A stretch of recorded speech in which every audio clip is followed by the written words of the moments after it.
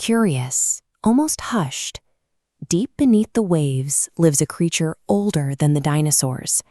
They can shapeshift in an instant, blending flawlessly into the ocean floor. To survive, they rely on a second, invisible defense: extreme isolation. To understand why they hide, you have to look at what they lack. Octopuses possess no natural armor. They have no protective shells to retreat into, no sharp teeth to fight back, and no claws to fend off attackers. In a predator-dense ocean, their soft bodies are entirely exposed. This physical vulnerability pushes them to intense extremes. A female giant Pacific octopus will retreat into a hidden cave to guard her eggs and completely barricade herself inside. She refuses to leave, even to hunt, choosing to slowly starve to death over 7 months rather than exposing herself or her offspring to the open water. Even interacting with their own kind is a massive liability. They are notoriously territorial. If two octopuses accidentally bump into each other outside their dens, the encounter rarely ends in a peaceful retreat. It frequently results in violent wrestling matches, suffocation, or outright cannibalism. So we are left with a biological puzzle. If you inhabit a hostile ocean with no physical defenses, and almost every encounter outside your den poses a lethal threat, what could possibly justify the massive risk of leaving that sanctuary? The first force that drives an octopus into the open is hunger. To find sustenance, they must navigate coral reefs, bustling, highly populated environments heavily patrolled by predators. Meet Scarlett, a wild day octopus. When she leaves her den to hunt in the reef rebel, her unarmored body is a clear target.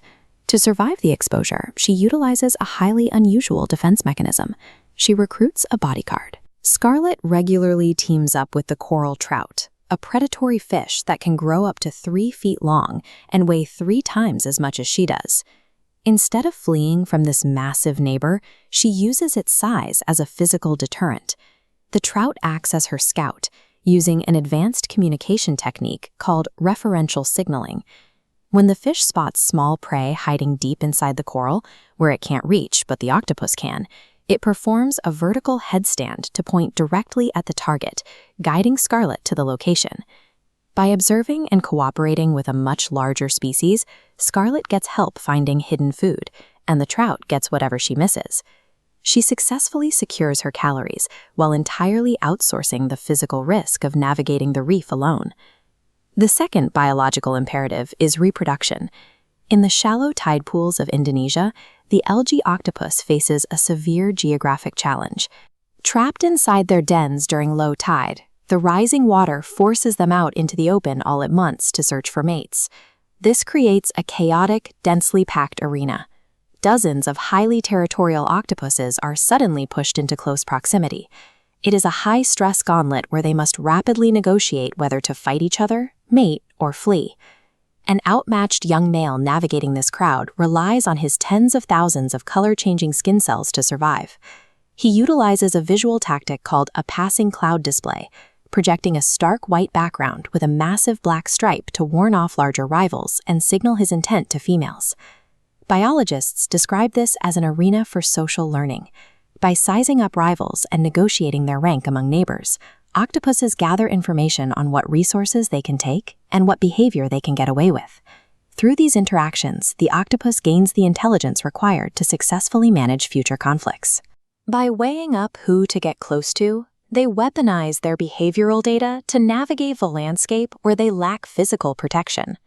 The final force that draws them out is the need to secure the next generation. Nearly 2 miles beneath the surface, off the coast of Costa Rica, lies one of the most extreme environments on Earth. Here, scientists discovered an astonishing deep-sea nursery. Over 100 female Dorado octopuses, a species that is strictly solitary, are huddled together tightly around a single deep-sea thermal spring, collectively guarding their eggs. This chart shows the biological math. In freezing ambient deep-sea temperatures, egg development takes far too long for survival. Warm water from the seafloor drastically accelerates incubation. To access this, independent predators completely suppress their solitary instincts, tolerating extreme proximity for 2 full years. They willingly abandon millions of years of evolutionary coding to live in a crowded city. They set aside territorial instincts for a single objective, ensuring their hatchlings develop fast enough to survive the deep-sea freeze. This suggests a new way to evaluate the octopus den. It serves as a secure base of operations, a retreat required to recover from the high-stress encounters of the outside world. We can actually see this recovery in action. When an octopus sleeps, it cycles through an active phase remarkably similar to human REM sleep. Their bodies twitch, and their skin rapidly flashes through different colors and complex patterns while they rest. Marine biologists hypothesize that during these active phases, the octopus is dreaming. They are actively processing the memories of their hunts and building detailed geographic mental maps of the territory they just navigated. Because they lack a protective shell, their ability to plan, watch, and strategize is their defense. Their mind is their ultimate weapon, and their isolation is the vital downtime needed to protect and sharpen it. An octopus stepping out of its den is never relying on blind instinct. Whether hunting alongside a predator, navigating a chaotic mating ground, or building a deep-sea city, every exit is a meticulously calculated risk by one of nature's most discerning, intelligent survivalists.